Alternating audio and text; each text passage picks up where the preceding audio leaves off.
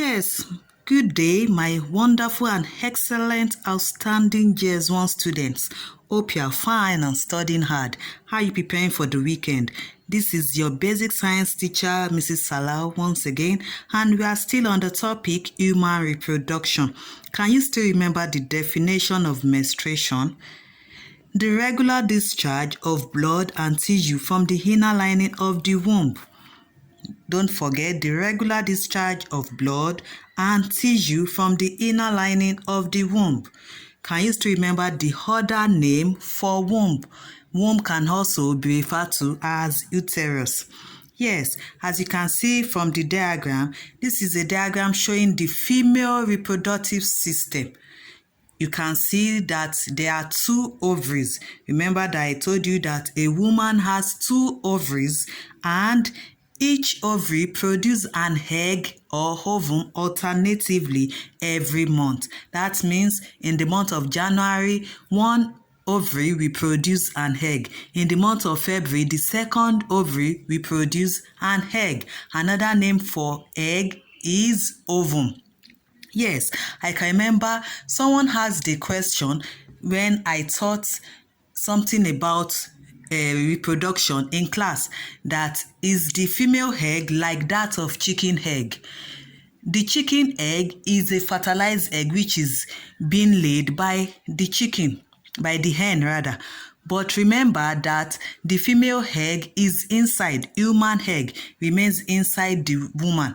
It is not being laid. There is a term oviparous and viviparous. We still discuss that later on. So it is different. It is not the same. But the chicken egg which is laid by the hen is already fertilized. Okay, now let's go back to what we are discussing. Yes, I said the ovary produces an egg, and this egg or ovum is what? The largest cell in the human body. Okay, so once an egg or ovum is produced by an ovary, it moves into one of the fallopian tubes. You can see from the diagram that we have what? Two tubes there. So the egg does what? Moves into one of the fallopian tube where it is what? It becomes fertilized by a sperm cell. Another name for fallopian tube is oviduct. Don't forget, another name for fallopian tube is oviduct. And the egg or ovum moves down the tube towards the womb. Okay, once it is fertilized by a sperm cell, it moves what? Into the womb. Where does fertilization occur? Fertilization occurs in the fallopian tube. Okay, so the fertilized egg moves into the uterus or womb where preparation for the fertilized egg has been made already. Where does implantation of fertilized egg occur? It occurs in the what? In the womb. Another name for womb is uterus. And it is in this womb that what happens? The baby grows. Okay? Don't forget. So you can see the diagram of the uterus. You can see where the ovaries are positioned, and you can see the fallopian tubes. Okay? Okay, so that is what happens about that. Now, I'm sure you have a question that since many cells are released by ejaculation, how can just a sperm cell fertilize the egg? Okay, that's a very good question. About 250 to 280 million sperm cells are released by ejaculation. Okay, so as you can see from the diagram, you can see ovum fertilization. Under number 1, you can see there's it shows sperm cells trying to do what? Gain entry into the egg. And you can see zona pellucida. Okay, this zona pellucida is a thick outer coating of the egg. It helps to protect the egg. That's one function.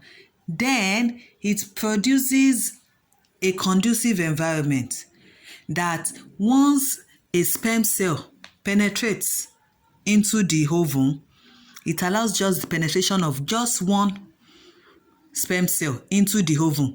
Then it undergoes a chemical reaction. It undergoes a change because we have enzymes present in the ovum. These enzymes does what? Causes a change in this zona pellucida. You can see it from the diagram. It causes a change in the zona pellucida, which prevents the entry of other sperms or multiple sperms. So we refer to this as what? Polyspermy. The zona pellucida is part of what helps along with enzymes present in the ovum. Okay, it helps to do what?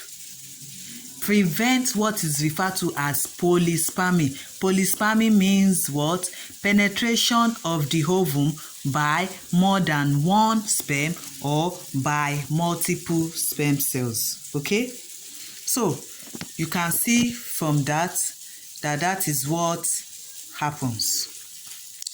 So I don't know if you have any question about this, but I'm sure I've explained it perfectly. So you can see both the ovum, which is found in the female, and the sperm, which is found in the male, they both contain what is referred to as nucleus.